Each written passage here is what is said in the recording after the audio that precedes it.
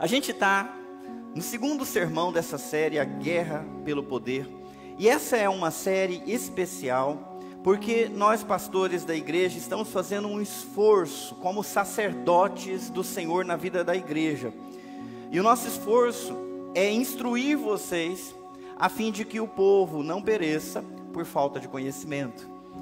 Quando Deus alertou o povo de Israel, Ele disse um tempo atrás: o meu povo perece por falta de conhecimento. Eu não quero que nós pereçamos, eu não quero que a nossa nação pereça, nem o Jonatas junto comigo. Por isso nós estamos nessa série tratando desse assunto que é tão complicado. O poder. O poder exerce uma forte atração, em especial sobre pessoas más. Vocês concordam?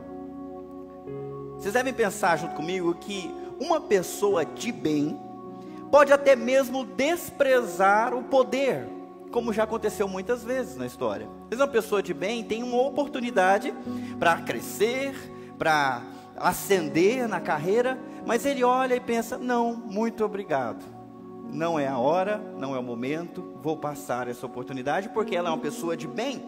Mas vocês vão de concordar também que pessoas más nutrem uma ambição pelo poder, que as leva e as faz querer sempre mais e mais.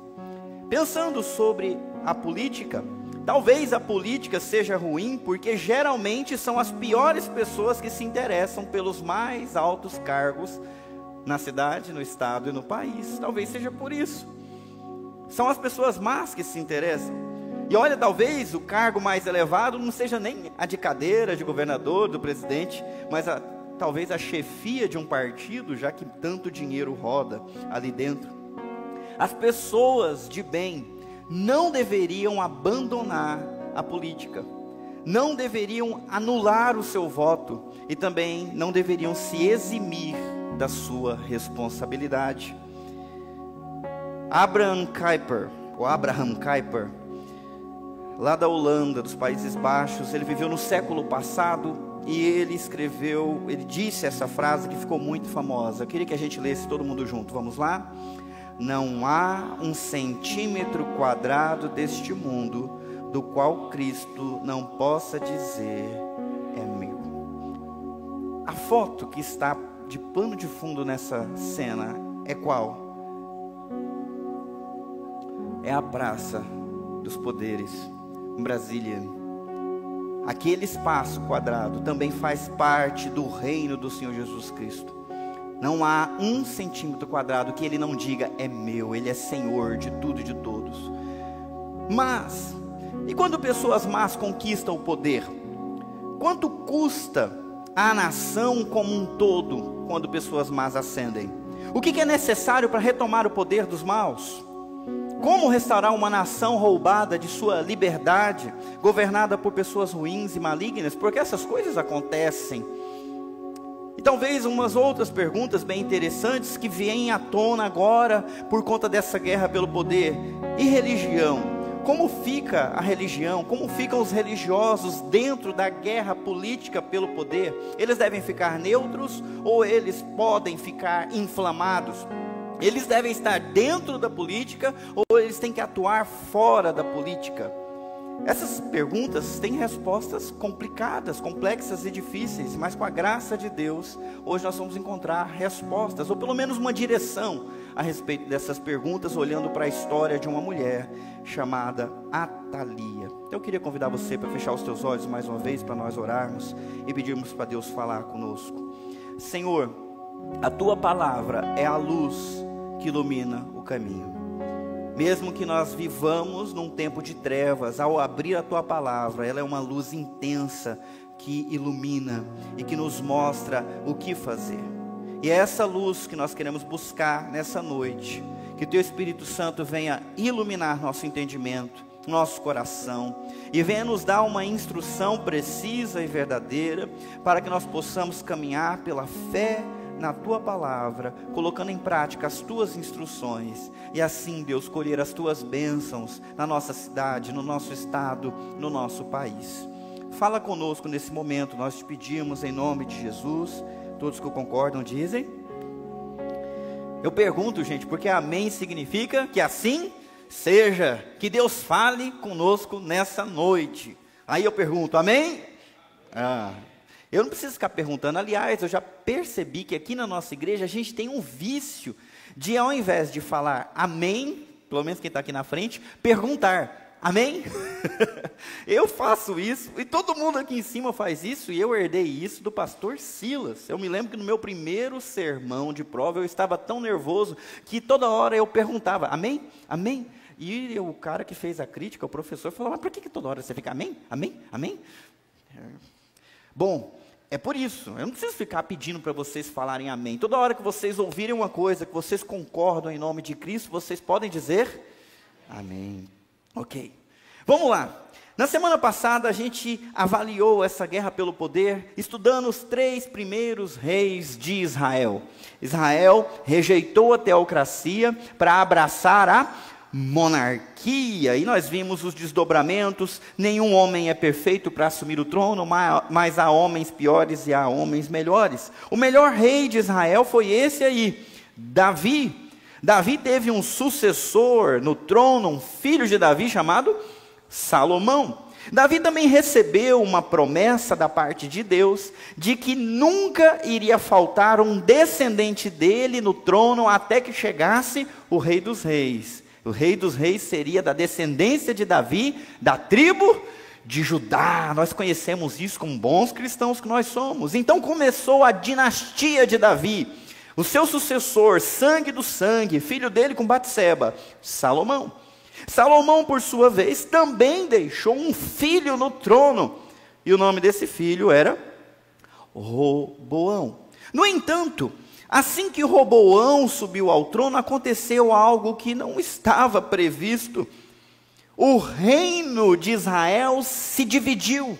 Reino do sul, governado por Roboão, e reino do norte, governado por... Gente, vocês vão ter que falar as palavras, senão vocês vão ficar perdidos hoje, o tanto de nome estranho que eu vou falar hoje, tá? Olha só que coisa interessante. O do reino do sul se chama Roboão, e o de cima... Você reparou que você colocar um hífen ali da Jeroboão? É quase a mesma coisa. Ok, o reino se dividiu. Agora nós tínhamos 2 tribos que permaneceram leais à dinastia de Davi. E 10 tribos se rebelaram e seguiram Jeroboão. E a pergunta é, por que o reino dividiu? E nós podemos pensar em várias razões. A primeira delas, política equivocada. Roboão, quando subiu ao trono, toda a assembleia, os líderes da nação vieram conversar com ele e pediram por misericórdia que ele diminuísse um pouco os impostos, os trabalhos que ele exigia do povo. E ele ouviu o pedido e foi conversar com seus conselheiros, especialmente os conselheiros mais velhos que tinham ajudado o seu pai. Ele perguntou, o que vocês acham que eu devo falar? E os conselheiros mais velhos disseram, olha, se você ouvir esse povo, se você atender eles e tirar um pouco a mão, eles vão ser leais para você por toda a vida. Legal, bom conselho. Mas aí ele foi conversar também com os rapazes da mesma idade, que cresceram com ele na corte. Gente sem muita experiência, mas que compartilhava dos mesmos gostos, das mesmas preferências.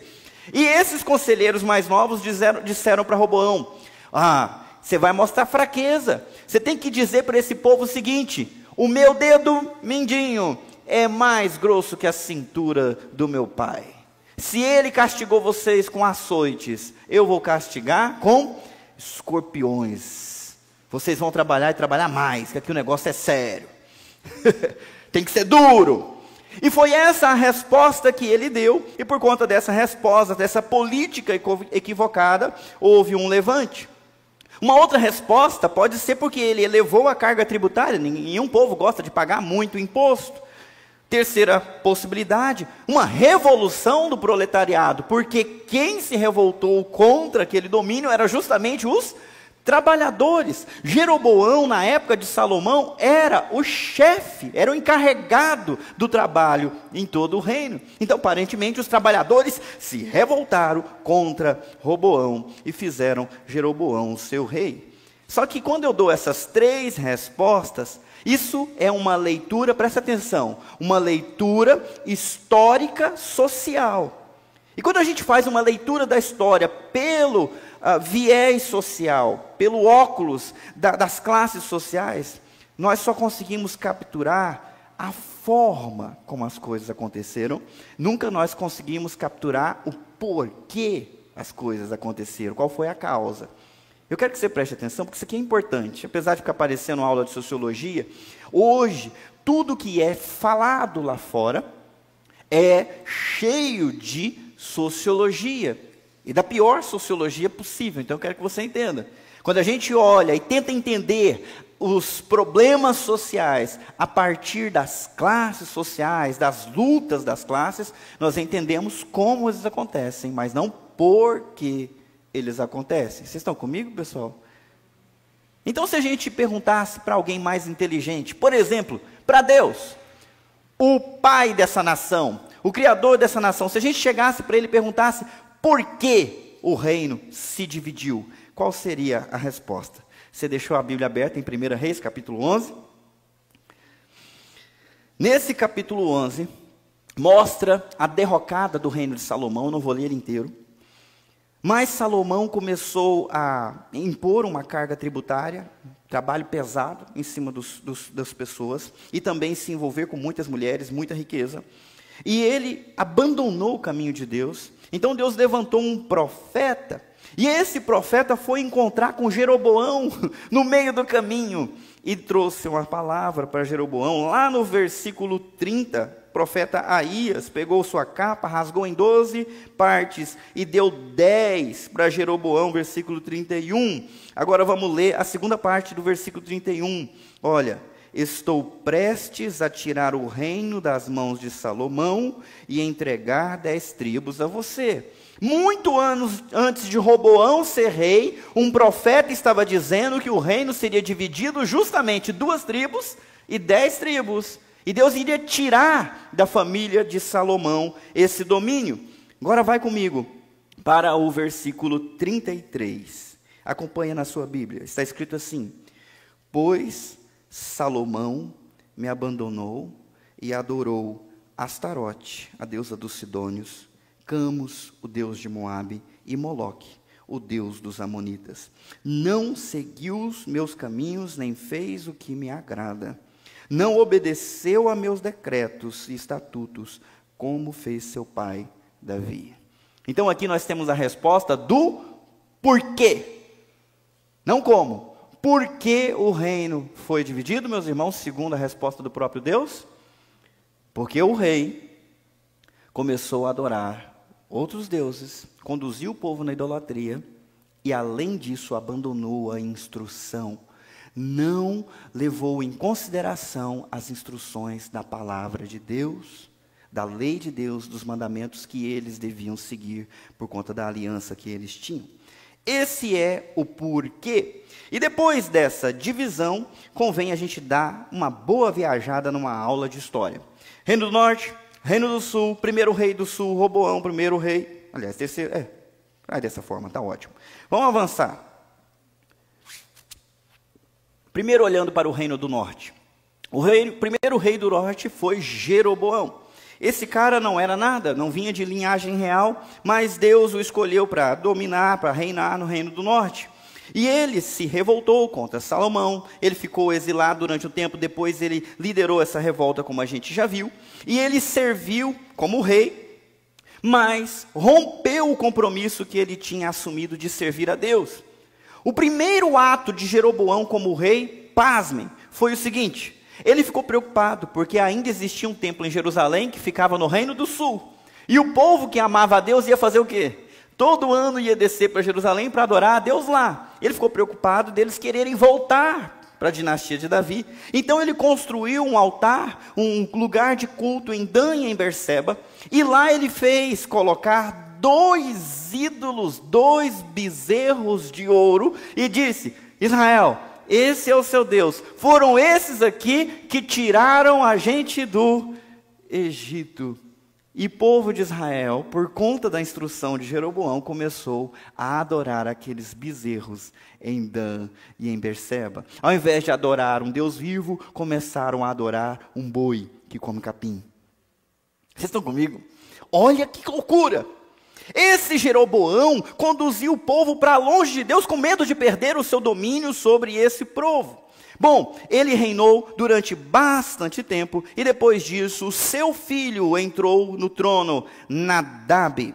Nadab reinou apenas 2 anos e foi assassinado, bem como todos os seus irmãos, porque um homem chamado Baasa matou Nadab e toda a família de Jeroboão, todos os meninos, todos do sexo masculino foram assassinados por Baasa. Também todos os irmãos de Jeroboão, todo mundo, todos os possíveis herdeiros do trono foram assassinados por Baasa, e Baasa se tornou o reino de Israel lá no norte. Baasa também não andou nos caminhos de Deus, cometeu os mesmos pecados de Jeroboão, filho de Nebate. Ele deixou um filho no seu lugar, chamado Elá, filho de Baasa, que também foi um rei muito ruim, praticou os mesmos pecados, e por conta disso reinou apenas 2 anos. Zinri, chefe, um dos chefes do exército, se revoltou contra o governo de Elá e o matou. E matou também todos os seus irmãos, toda a família real, para assumir o trono. E ele se tornou rei, e ele reinou por 7 dias, porque dentro do exército, eles escolheram outro cara chamado Onri, e Onri foi e lutou contra Zinri, eu falei para vocês que o nome, e matou Zinri, e se tornou rei no seu lugar. Esse rei Onri estabeleceu Samaria como capital do Reino do Norte e reinou por 12 anos. Foi um rei muito perverso e muito idólatra. Estabeleceu uma dinastia que será para sempre lembrado na história de Israel. Vocês estão acompanhando? Posso continuar? Então vamos agora para o Reino do Sul. O que aconteceu no Reino do Sul nesse ínterim? Ok? O primeiro rei foi Roboão. Roboão não andou nos caminhos de Davi, mas foi mais ou menos como o seu próprio pai Salomão no final da vida. Mas ele deixou um herdeiro, afinal Deus tem uma promessa para Davi que não ia faltar um herdeiro no trono. Então o filho dele, Abias, reinou no lugar. Também não foi lá grandes coisas, abandonou, foi idólatra, ficava misturando a fé com Deus, a instrução de Deus com a instrução dos outros deuses. E assim foi caminhando, mas ele reinou um bocado, e depois dele, Asa reinou durante muito tempo, durante o reinado de Baasa, Elá, Zinri e Onri. E isso estava acontecendo no Reino do Sul. Vamos acompanhar a história. Houve guerra, deixa eu botar aqui. Houve guerra entre o Reino do Norte e o Reino do Sul durante todos esses reis aqui. Mas aqui, quando a história avança, o rei do Norte e o rei do Sul têm um inimigo em comum. A Assíria se levanta e ataca o Reino do Norte e também oferece risco para o Reino do Sul. Então, a partir daqui, começa a ter amizade entre os reis do Norte e os reis do Sul. Acabe é o filho de Onri que subiu ao trono. Vocês já devem ter ouvido falar dele. Esse rei foi muito, muito, muito perverso. Acabe, ele fez algo bem interessante. Ele se casou com a filha de um rei lá de Sidom. E essa mulher é famosíssima. Você já deve saber o nome dela. Quem sabe? Pode falar alto. Jezabel. Ele casou com a tal de Jezabel. E essa Jezabel foi um incentivo para ele ser mais idólatra e mais perverso do que Onri, o pai dele. E esse cara botou Jeroboão, o primeiro rei, no bolso, de tão ruim que ele foi. E ele reinou por um longo período de tempo. Então, ele deixou no seu lugar um filho, Acasias. Está acompanhando, pessoal? Farinha do mesmo saco, ok? A fruta não cai longe da árvore. Acasias reinou pouco tempo. Então, aconteceu um acidente com ele. Ele estava na sacada da casa dele, devia ser uma sacada no 3º andar, alguma coisa assim. Ele caiu e se machucou, não conseguia se recuperar. Então ele estava preocupado se ele ia viver ou morrer, e ele mandou a mulher dele se disfarçar, né, e ir até um outro reino, perguntar lá para um Deus qualquer lá se ele ia morrer ou viver. Deus mandou o profeta ir encontrar os mensageiros e fala: por que vocês estão indo consultar um Deus que não é Deus? Não tem Deus em Israel, não? Diz para o rei que certamente ele morrerá por causa dos seus pecados. Ok? É isso que vai acontecer. Os caras voltaram rápido, o rei ficou preocupado: mas vocês voltaram rápido demais, deu tempo de chegar lá e voltar. Falei: mas então, apareceu um cara no meio do caminho e mandou a gente avisar para você que a doença é para a morte mesmo, você vai morrer. E o cara perguntou: mas como é que é esse cara? Ai, já não sei o nome dele não. Ele vestia peles de animais, né? Era um cara assim meio estranho. Quem que vestia peles de animais, gente? Comia gafanhoto. Quem? Não vai falar João Batista que eu taco uma coisa em vocês. Quem? Elias, o tesbita, um profeta que é dessa época, de Acabe. Elias mandou esse recado, e dito e feito, Acasias morreu. Felizmente ele tinha um filho, e ele deixou um filho no lugar, chamado Jorão, que reinou em seu lugar. Jorão, no entanto, enfrentou a revolta de um comandante, que foi ungido por o discípulo de Elias, Eliseu, Jeú. Jeú matou Jorão e estabeleceu uma nova dinastia, acabou a dinastia de Onri. Enquanto isso, no Reino do Sul, Asa teve um filho chamado Josafá. Josafá, como seu pai Asa, andaram mais no caminho de Deus do que Roboão, do que Salomão. Restauraram a adoração, incentivaram o povo, destruíram muitos postes ídolos, apesar de não terem destruído todos. Josafá foi um bom rei, e ele deixou também um filho. Só que tinha um defeito nesse Josafá. Ele estava se tornando amigo de Acabe e amigo do filho de Acabe, Acasias. Juntos, eles até resolveram criar uma frota mercante para buscar pedras preciosas em sei que lá, nos lugares ricos da época. Deus não gostou daquela amizade, daquela associação, e falou para Josafá: não vai vir nada, esses navios não vão fazer nenhuma viagem. Dito e feito, veio a tempestade, acabou com todos os navios. Deus não gostou dessa associação de Josafá com os reis ímpios do Reino do Norte. Mas isso continuou.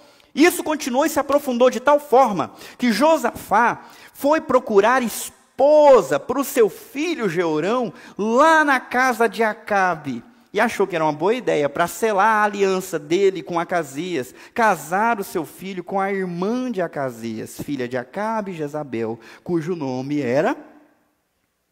Chegamos, gente. Eu falei que era a história de Atalha. Chegamos. Era Atalha. Atalha. Olha aí. Filha de Jezabel e de Acabe. Essa mulher do Reino do Norte agora é rainha no Reino do Sul. O reino que ainda mantinha um pouco mais de compromisso com Deus. Bom, Jeorão, infelizmente, morreu, coitado. E o seu filho, Acasias, entrou no seu lugar, filho de Jeorão e de Atalia. Atalia era para ele uma influência muito maligna, tão maligna, que só fazia coisas erradas. Antes de ser influência na vida do filho, ela foi influência na vida do marido. Você sabe o que ela incentivou o marido dela a fazer? Matar todos os seus irmãos, para garantir que ninguém ia tentar tomar o seu trono. Então, Jeorão matou os seus irmãos, outras pessoas que poderiam querer o trono. E assim ele reinou com tranquilidade e garantiu que o seu filho assumisse o trono. Só que esse filho foi ajudar o Jorão do Norte, não confunda com Jeurão, que era o pai dele, foi ajudar lá na guerra contra Jeú. Jeú matou Jorão, Acasias estava junto. Adivinha o que aconteceu? Morreu também. Morreu. De repente, chega lá no palácio a notícia de que Acasias morreu. Todos os irmãos do pai de Acasias e todos os outros filhos, aliás, os filhos não viram, mas todos os irmãos de Jeurão estão mortos. Quem é que vai assumir o trono? Teria que ser um filho de... Vamos lá, vocês estão acompanhando? Teria que ser um filho de Acasias. Um filho de Acasias. Vocês vão acreditar no que aconteceu.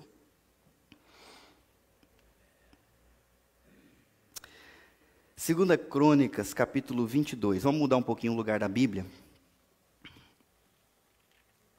Está 2 livros adiante de onde vocês estavam. 2 Crônicas, capítulo 22, por favor, abra lá.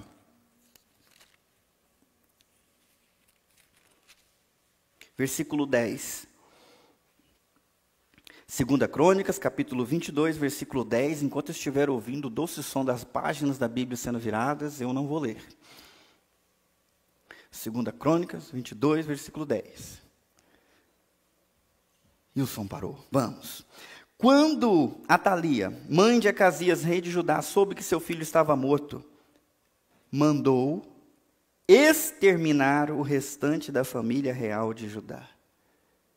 Vocês estão acompanhando, pessoal? O que essa mãe fez? Ela mandou matar todos os filhos do seu marido. Por que ela fez isso? Ela queria ser rainha. Ela tem direito ao trono? Ela tem direito ao trono em qual reino? Ela é filha de qual rei? De Acabe. Só que lá no Reino do Norte tem um problema acontecendo. Jeú matou todo mundo. Só sobrou ela da família de Acabe lá no sul. Ela tem que ir lá brigar com ele para querer a coroa dela lá, já que ela é a descendente de Acabe. Mas não, ela agora cresceu os olhos no Reino do Sul. Ela não é filha de Davi, ela não é da descendência de Davi, ela é apenas a rainha mãe no Reino do Sul. E ela mandou matar todos os filhos do rei Jeorão e também de Acasias, né? Vamos lá. Mas Jeozeba, filho do rei Jeorão, pegou Joás, o filho ainda pequeno de Acasias, dentre os outros filhos do rei que estavam para ser mortos, e o colocou num quarto com sua ama. Assim, Jeozeba, esposa do sacerdote Joiada, irmã de Acasias, escondeu o menino para que Atalia não o matasse. Joás ficou escondido com eles no templo de Deus durante 6 longos anos, enquanto Atalia governava o país. Estou convidando vocês para olhar para essa história, para vocês perceberem que coisa doida aconteceu aqui. A rainha mandou matar os seus cunhados, mandou matar os seus netos, para ela garantir para si o poder, pessoal. É a guerra pelo poder. Uma pessoa maligna está disposta a matar sangue do próprio sangue para garantir nas suas mãos o poder. Aonde estão as pessoas de bem nessa história? Olha, as pessoas de bem nessa história estão completamente acuadas. Nós ouvimos falar de Joiada, que era o sumo sacerdote, esposa de Jeozeba, tem um monte de nome, não precisa guardar tudo. Jeozeba não é filha de Atalia, mas é filha de Acasias, com outra concubina, com outra mulher, sei lá quem, ela é meia-irmã de Acasias, mas ela foi e salvou um filho do seu irmão, salvou um dos seus sobrinhos, que na época devia ter menos de 1 ano, e o escondeu num quarto. Se você for ler em 2 Reis, em 1 Reis, 2 Reis, vai dizer que ele ficou escondido numa das salas do templo, sendo criado pela tia e sendo criado também por sua ama. Lá nas barbas do sumo sacerdote, esse menininho foi protegido durante 6 anos. Durante 6 anos, essa rainha má governou. E eu pergunto para vocês, ela podia matar essas pessoas? Podia? Podia? Ou havia lei naquele país? Sim, a lei de Moisés ainda vigorava, não deveria assassinar. Quem assassina é réu de morte. Cadê os policiais? Cadê os sacerdotes? Cadê a liderança? Ninguém conseguiu se interpor ao poder dela. Pior, ela mandou, e aqueles que eram soldados, capatazes, foram e fizeram. Eu não gosto de ler isso sem pensar, sem refletir. Na verdade, eu gosto muito de usar a imaginação. Eu queria que vocês usassem a imaginação junto comigo. Imagina uma rainha dando ordem, e os soldados ouvindo a ordem é: vá lá no berçário do palácio, mate os meus netos. Todos, todos. E os bebês? Todos. Imagina você, soldado. É certo ou errado obedecer essa ordem? Às vezes a gente elege para nós alguns poderes dentro do governo e da sociedade que a gente acha que são ilibados. Palavra da política. Que não se corrompem. Gente, seja corrupção por amor ao poder, seja corrupção pelo medo, a corrupção existe em todos os ambientes. Fora da igreja, dentro da igreja, muitas vezes a pessoa faz o que é errado por medo ou por maldade mesmo. Isso acontece. Há policiais bons, policiais ruins, há juízes bons, há juízes ruins, há políticos bons, há políticos ruins, e muitas vezes fazem muita maldade no meio desse sistema corruptor, maligno, que pode muito bem tomar conta do nosso país se nós não vigiarmos para que pessoas como Atalia não cheguem aos cargos mais importantes. Vamos para 2 Crônicas, capítulo 23, agora eu vou colocar aqui para vocês. O que será que foi necessário e como que essa história se desenrolou? Afinal, Deus fez uma promessa que não faltaria um descendente no trono da casa de Davi. Então está escrito assim, 2 Crônicas 23, versículo 1. No 7º ano do reinado de Atalia, o sacerdote Joiada decidiu agir, criou coragem e fez um acordo com os comandantes dos batalhões, Azarias, filho de Orão, Ismael, filho de Oanã, Azarias, filho de Obed, Maazéias, filho de Adaías, e Elisafate, filho de Zicri. Eu quero um prêmio na hora que terminar o sermão, porque olha, só estou acertando todos. Vamos lá. Será que a religião e a política têm que se manter em lados distintos? Olha essa situação, o sacerdote cuida do quê? Do templo, da adoração, dos sacrifícios, dos pães da presença, das velas do santo lugar. Ele entra uma vez por ano dentro do Santo dos Santos para fazer expiação. Ele treina os levitas, ele está lá para os assuntos religiosos. Mas nesse versículo 1 do capítulo 23, diz, no 7º ano do reinado de Atalia, o sacerdote Joiada decidiu agir. Decidiu agir. Será que ninguém avisou para ele que, olha, religião, religião, política, política. Religião, religião, Estado, Estado. Deixa os problemas do Estado com o Estado, deixa os problemas da religião contigo mesmo, pode ficar. Aqui você cuida, aqui você manda. Lá você não mexe. Na nossa Bíblia, pelo menos na Bíblia que eu estou lendo, não me parece que é isso que está escrito. É muito evidente que o líder religioso mais importante da nação resolveu, decidiu agir. E essa ação requeria coragem. E é por isso que o versículo diz que ele criou coragem. Criou coragem. Ninguém até esse momento tinha tido coragem de enfrentar aquela mulher perversa. E o sacerdote viu o menininho crescendo, protegeu o menininho, e no 7º ano, ele criou coragem. Meus queridos, na história da sociedade, muitas vezes nós cristãos precisamos deixar o medo de lado e começar a criar coragem. O exemplo positivo nessa história é do sacerdote Joiada. Não é das outras pessoas que ficaram quietas no seu canto, mas daquele que se mobilizou para arrumar as coisas.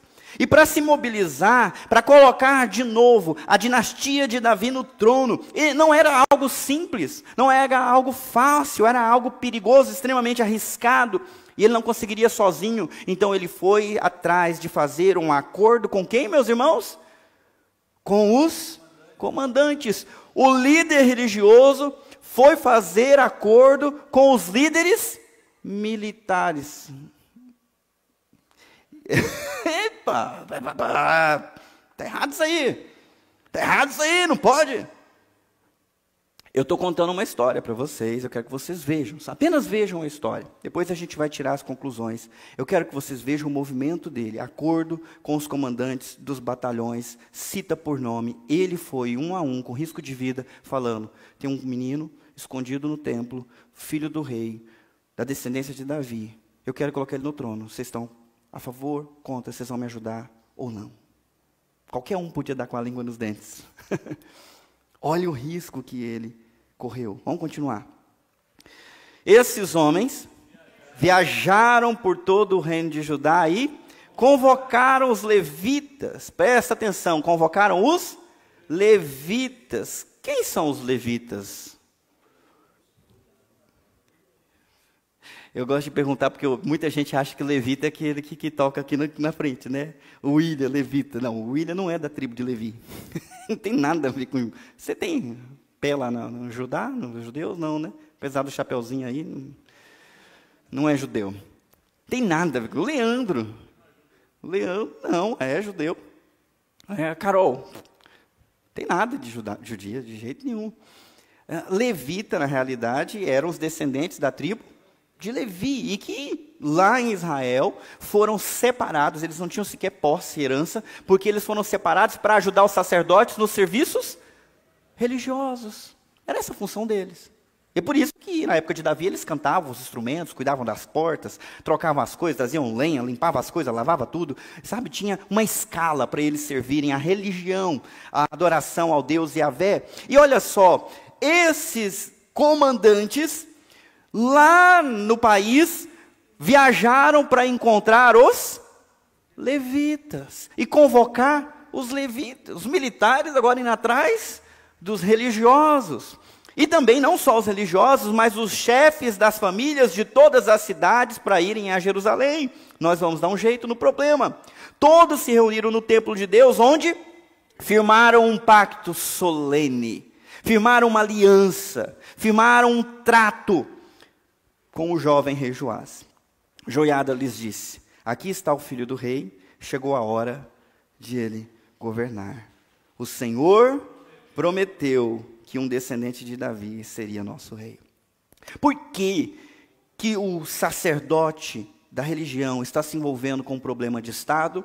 Porque ele tem no seu coração uma promessa.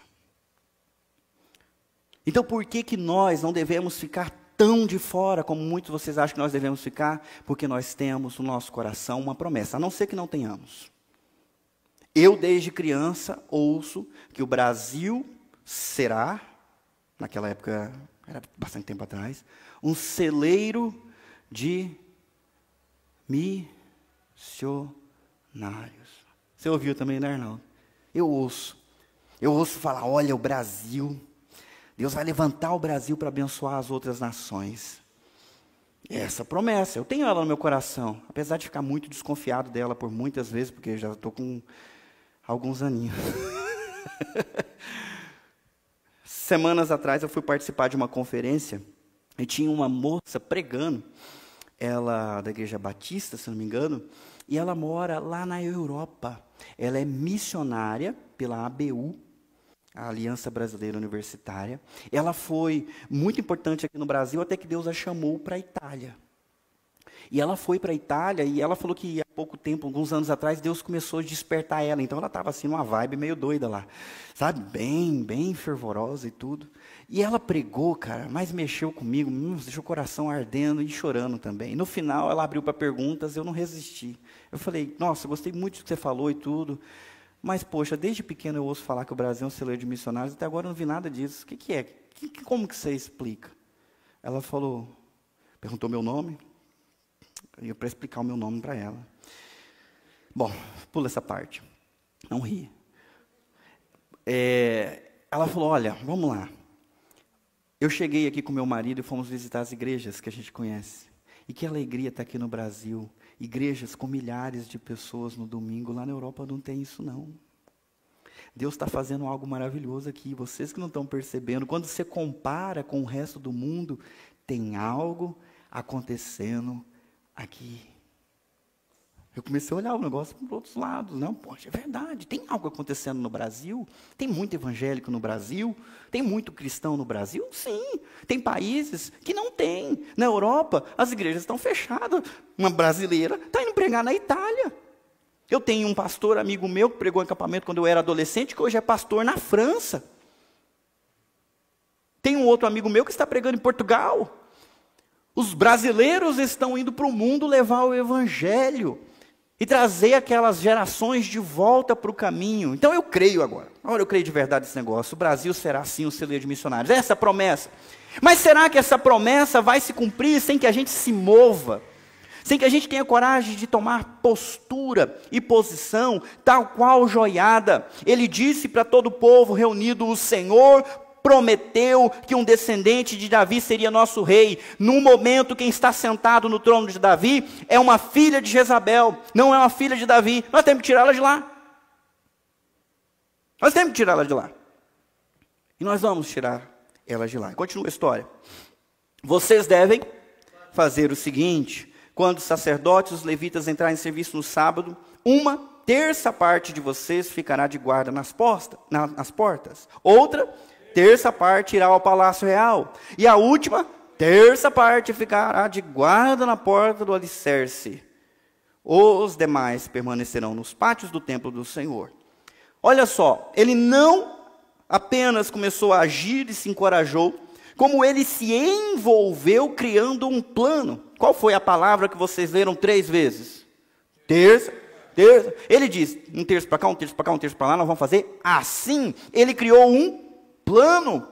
Ele se organizou e mobilizou as pessoas para conseguir devolver o trono para a dinastia de Davi. Foi feito um plano e, logicamente, esse plano vai ser colocado em prática daqui em diante. Lembrem-se, isso aqui é muito importante dentro do plano. Vamos ler juntos. Lembrem-se, apenas os sacerdotes e os levitas de serviço podem entrar no templo do Senhor, pois foram consagrados. O restante do povo deve obedecer às instruções do Senhor e ficar do lado de fora. Ele não abriu mão das instruções da religião, ele não abriu mão da fidelidade a Deus. Nós vamos fazer tudo o que a gente tem que fazer, mas não vamos desobedecer a Deus. Quem está consagrado para o serviço pode entrar dentro do templo. Quem não está, fica no pátio. Nós vamos continuar fazendo as coisas do jeito que Deus estabeleceu. O restante do povo fica do lado de fora. Versículo 7. Vocês, levitas, posicionem-se em volta do rei de armas na mão. Matem qualquer pessoa que tentar entrar no templo. Permaneçam com o rei aonde ele for. Bom, agora já lascou. Se fosse na nossa época e o Joiada falasse: vamos lá, pessoal, vocês vão proteger o rei. Quem é levita? Aí levanta o William, o Leandro, são os levitas. Vocês podem estar no templo, vocês são consagrados, vocês são os únicos que vão poder andar aqui e fazer a guarda pessoal do rei. O rei está dentro do templo. É um menininho de 8 anos, 7 anos. Os outros têm que ficar lá fora. Então vocês são quem vão pegar as... pega a arma aí, gente. Vamos proteger o rei. Cadê? Aí o povo pega a Bíblia, né? Eu quero ver você desmaiar um ladrão. Eu quero ver você matar um mata-Lia com a minha. Só com a... Vocês estão percebendo, gente, que na guerra espiritual você usa armas espirituais. Mas na guerra física você vai precisar de armas físicas. O povo levita adorava a Deus com os cânticos, mas nessa hora cântico não ia ajudar com nada não. Eles tinham que servir a Deus e fazer a guarda do rei com espadas nas mãos. E ordem para proteger o rei e tirar a vida de quem atentar contra ele. Isso aqui eu não estou inventando, está na sua Bíblia. Você está aberta a sua Bíblia aí? Pode conferir se eu não estou inventando, que vai que eu estou inventando e o povo vai dizer que eu estou pregando heresia. Está certo, está escrito isso aí mesmo, 2 Crônicas 23, 6. Está batendo, pessoal? Então vamos continuar. Plano pronto, hora de executar. Então os levitas e o povo de Judá fizeram tudo o que o sacerdote Joiada ordenou.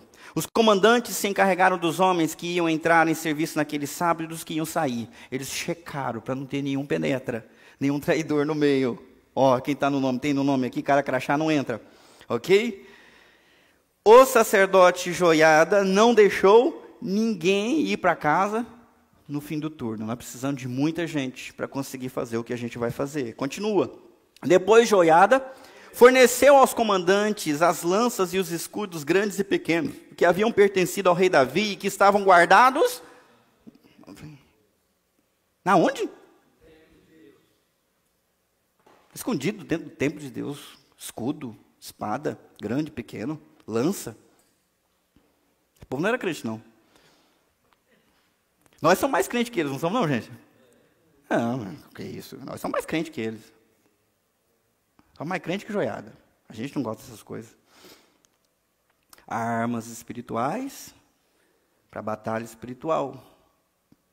armas físicas, a batalha física. Vamos lá, versículo 10, vocês. Posicionou todos os homens em volta do rei, de armas na mão. Formaram uma fileira desde o lado sul do templo até o lado norte e ao redor do altar. Ninguém iria atentar contra a vida do menino. Continua. Então Joiada e seus filhos trouxeram Joás, o filho do rei, para fora. Puseram a coroa em sua cabeça e lhe entregaram uma cópia da lei. Depois ungiram Joás e o proclamaram rei. E todos gritaram. Só tem um problema. Ele está dentro do templo. Onde que está o palácio e o trono? Lá no Palácio Real, né? E quem que está sentado lá? Eles estão proclamando um rei enquanto tem uma rainha perigosa sentada no trono. E eles fizeram um barulho, uma algazarra. Viva o rei! Um menininho, gente, de 7 anos, com uma coroa na cabeça. Deve ter sido feito sob medida, porque pegar uma coroa de rei de verdade não ia dar no menino. Conduziram o descendente de Davi ao posto de rei. Colocaram a coroa na sua cabeça. A gente acha bonito isso, né? Olha aí, a coroa. No Brasil, o símbolo de autoridade é aquela faixa presidencial, né? Em outros países tem outros símbolos, mas é a faixa. Então, é isso que aconteceu, colocar a coroa. Nossa, que hora bonita, né? É um momento de grande consagração. Quem foi escolhido pela nação, quem venceu, ser coroado, ser empossado. A gente pensa que essa é a parte mais importante de tudo que aconteceu, mas não é. Olha o texto. Puseram a coroa em sua cabeça e lhe entregaram uma cópia da lei. Sabia que na lei de Deus não havia nenhuma instrução para os reis a respeito de como deveria ser a coroa, como deveria ser a coroação, mas havia uma instrução muito específica deixada por Moisés, dizendo: no dia que vocês escolherem um rei, façam uma cópia da lei e dê na mão do rei. Ele vai ler essa cópia da lei exclusiva dele todos os dias do seu reinado, para ele lembrar que ele está sujeito ao Senhor dos Senhores, que ele tem uma lei e uma instrução para seguir. Essa é a parte mais bonita dessa história. Um descendente de Davi está sendo conduzido ao trono, mas para ele ser um bom líder, ele precisa da cópia da lei. E a cópia da lei foi entregue para ele. Eu não sei se ele lia com 7 anos, mas agora vai ter que ler. Vai ter que ler todos os dias e aprender qual é a vontade de Deus, para governar não conforme o seu coração pecaminoso, mas conforme a instrução do rei. E é assim que nós queremos liderança no nosso país. Pessoas que tenham amor e respeito pela lei de Deus, que não venham propor ideias, ou apontar direções, ou conduzir o povo como a Thalia conduziu. A Thalia conduziu o povo para os ídolos, para os demônios, para sacrificar filhos, sacrificar animais para deuses que não eram deuses de verdade. Eles querem um líder que conduza conforme a vontade de Deus e siga instruções de Deus, e trabalharam por isso e colocaram a coroa lá na cabeça do menino. Vocês sabem o que aconteceu depois? Eu não vou ler não, já deu o horário aqui, 19h29, tem 1 minuto para acabar. Sabe o que aconteceu? Lá do palácio a rainha ouviu a festa, os brados de alegria, o povo celebrando. Pergunta: o que é isso? Tem festa? Tem festa dos judeus hoje? E ela foi para o templo. E quando ela chegou no templo, ela viu o menino coroado. E ela entendeu na hora e gritou: traição! Traição! Rasgou as suas vestes. Joiada falou bem assim: pega ela, leva para fora.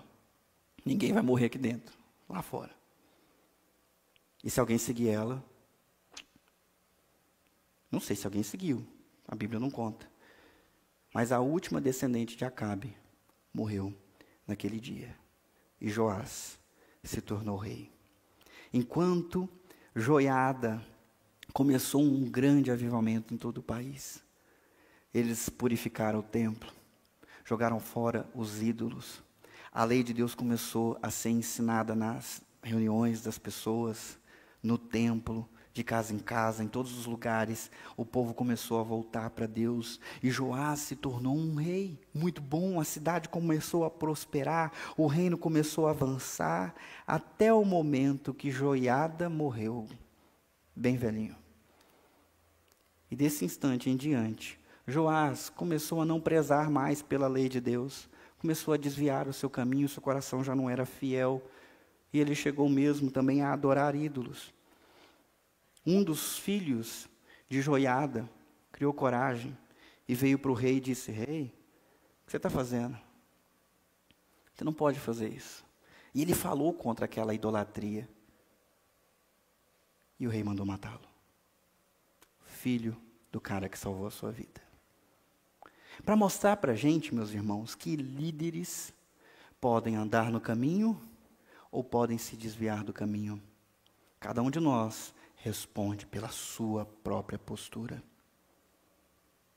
Não devemos encarar nenhum líder como um Messias que vai resolver as coisas, porque nós temos apenas um Messias. Como que a gente pode aplicar tudo que nós lemos aqui hoje? Primeira coisa, os malignos usurpam o poder e devem ser impedidos. Por favor, entendam, tem gente nesse instante fazendo um jogo sujo para conseguir uma cadeira no governo de algum estado, fazendo um jogo sujo para conseguir uma cadeira de presidente, e antes deles, alguns fizeram um jogo sujo para ter a cadeira de senador, deputado estadual e deputado federal. E alguns de vocês caíram na ladainha, como eu já caí. Gente fazendo um jogo sujo, vil, corrupto, comprando, pagando, e até mesmo matando, porque isso não é uma exclusividade daquela época. Hoje não se usa mais espada, mas as pessoas continuam morrendo na mão daqueles que querem o poder a qualquer custo, matam qualquer um que ficar na sua frente. Então, por favor, entenda que isso está acontecendo. Eu não sei, às vezes as ideias humanistas invadem a igreja. Vem cá, pessoal, comigo. E nós começamos a acreditar que nós, seres humanos, estamos melhorando.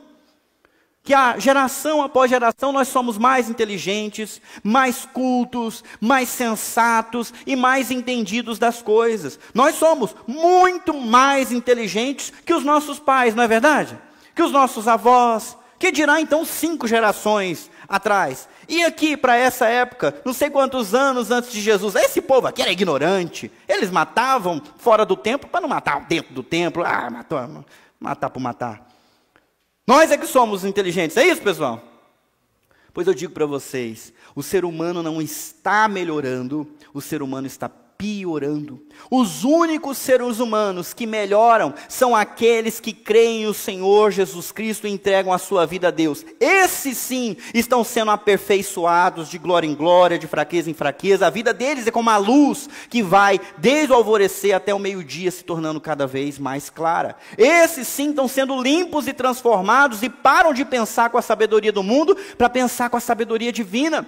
Eles não são conduzidos pela carne, nem pelo seu coração, nem por suas emoções. Eles são conduzidos pelo Espírito Santo e com entendimento. Os outros que não têm Deus não estão avançando. Ainda que avancem numa área, tem todo um defeito de caráter e o pecado para destruir tudo, para corroer tudo. Então não pensem vocês que nós somos melhores que as gerações anteriores. Talvez nós sejamos a pior geração que já passou pela terra. Nós só não fomos levados por um dilúvio, porque Deus prometeu que não ia destruir a terra em dilúvio. Mais uma vez. Acordem, há pessoas más em todo lugar. Você já foi mal, não foi? Foi. Fez um comentário daquele carregado de veneno. Nós somos maus. Precisamos de perdão, precisamos da graça.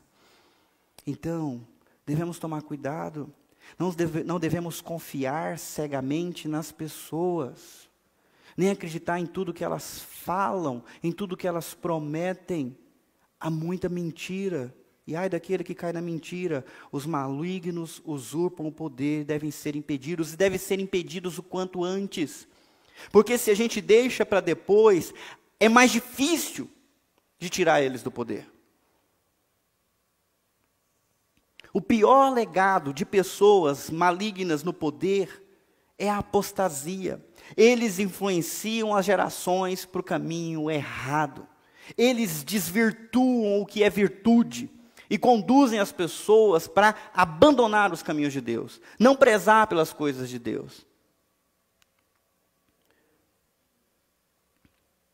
Outra lição, e essa é a mais importante porque tem muita gente ensinando coisa diferente por aí.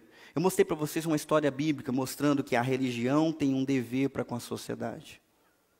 Se Joiada não tivesse se levantado,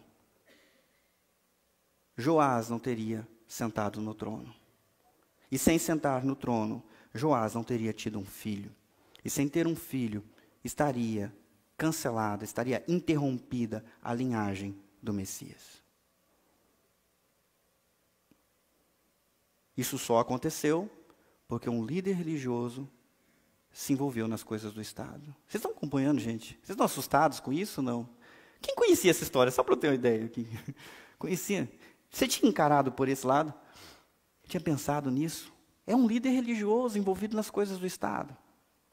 Bom, por último, o descendente de Davi é...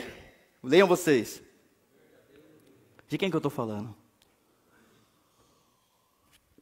O descendente de Davi é o verdadeiro rei. Então, de 4 em 4 anos, nós escolhemos um presidente. E devemos escolher com sabedoria, com discernimento, guardando a instrução do Senhor no nosso coração. Vocês não devem fazer isso com medo de que uma Thalia assuma o poder. Vocês devem fazer isso com convicção de que estão colocando alguém que vai ajudar e promover o reino e não atrapalhá-lo. Eu estou falando isso porque vocês têm recebido mensagens, até no grupo da igreja, mensagens do WhatsApp, que não tem a intenção de deixar você convicto, mas te deixar com medo, para que você vote com medo. Por favor, meus irmãos, o que não provém da fé é pecado. O que não provém da fé é pecado. Eu não quero ninguém votando com medo. Eu tenho que votar nessa pessoa, senão isso vai acontecer. Não é assim. Talvez o voto seja na mesma pessoa, mas não é com esse espírito, não é com esse medo, com esse pavor, sabe, de ser manipulado por outras pessoas. Não é assim. Está certo que consequências ruins podem vir, mas vote com convicção, seguindo as instruções, que o Espírito Santo seja o árbitro dentro do teu coração, na hora de você entregar o teu voto. E se você percebeu que entregou errado, peça perdão, porque Jesus Cristo perdoa quando nós confessamos os nossos pecados. Já pedi perdão por alguns votos que eu dei. Mas isso é passageiro. Na realidade, o próximo presidente vai governar por 4 anos, depois nós temos outra eleição. Não é isso, pessoal? É passageiro.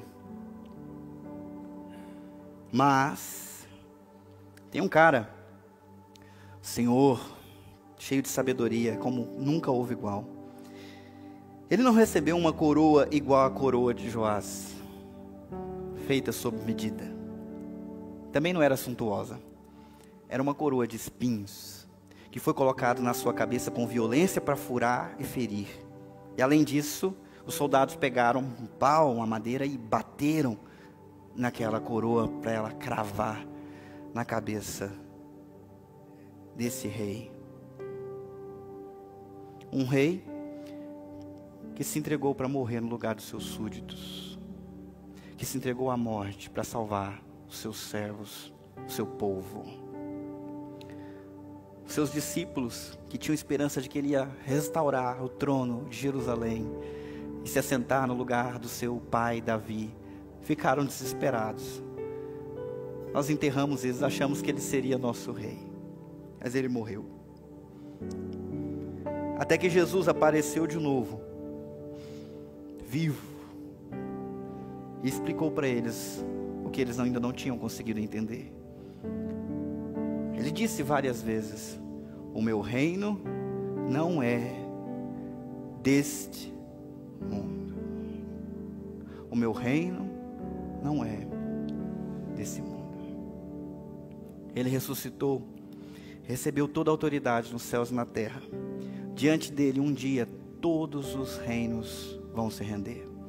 Todo rei, toda rainha, maligno ou não maligno, vai dobrar os seus joelhos e com a sua própria língua vai confessar que só Jesus é o Senhor.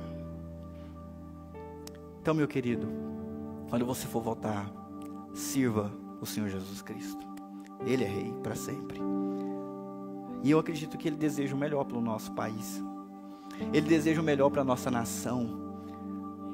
Então nós vamos votar para servir o rei. Não é com medo, é com convicção, com consciência. Sabendo que alguém vai nos governar nos próximos anos. Pode começar certo, pode se desviar. Pode começar errado, pode acertar. Também é possível, não é? As pessoas se arrependem. Mas no último dia, ao som da trombeta, o rei de verdade vai voltar. E nós vamos nos prostrar diante dele. Queria convidar você para fechar os teus olhos. Nós vamos orar e depois vamos cantar uma canção antes de terminar. Senhor, nós temos vivido dias difíceis, como é comum aqui no Brasil nas últimas eleições. Muita raiva, muito ódio, muita mentira, muitas verdades capengas também. E nós, no meio disso tudo, ficamos cansados, atribulados. Às vezes nos sentimos pequenos diante do desafio, tal qual o povo do Senhor na época de Atalia. E é difícil Deus se posicionar e saber como se posicionar. Quando falar, quando calar, quando ser forte, duro e quando deixar passar. É complicado, Senhor. Mas nós não queremos errar. Nós queremos a Tua sabedoria. Abre o nosso entendimento, ó Deus, para saber quando nós devemos seguir o exemplo de Joiada. Quando nós devemos nos posicionar e garantir, ó Deus, que alguém mais alinhado com o Senhor esteja nos governando. Pelo menos alguém que não nos atrapalhe a pregar o Evangelho, que não ensine a nação nas direções dos demônios, dos ídolos. Nos ajuda, Senhor Deus, a cumprir o nosso papel como cristãos, mas também como cidadãos no nosso país. Que saibamos guerrear com as armas espirituais contra as mentiras de Satanás, mas também que possamos guerrear com as armas que estão à nossa disposição no mundo físico, usando argumentos corretos, com a disposição correta, mas de todas as formas servindo ao Rei dos Reis e Senhor dos Senhores. Venha limpar o nosso coração de todo medo, nos livrar de toda amargura. Não permita, ó Deus, que a divisão que há lá fora alcance lugar dentro da Tua comunidade. Nós te pedimos em nome de Jesus. Amém.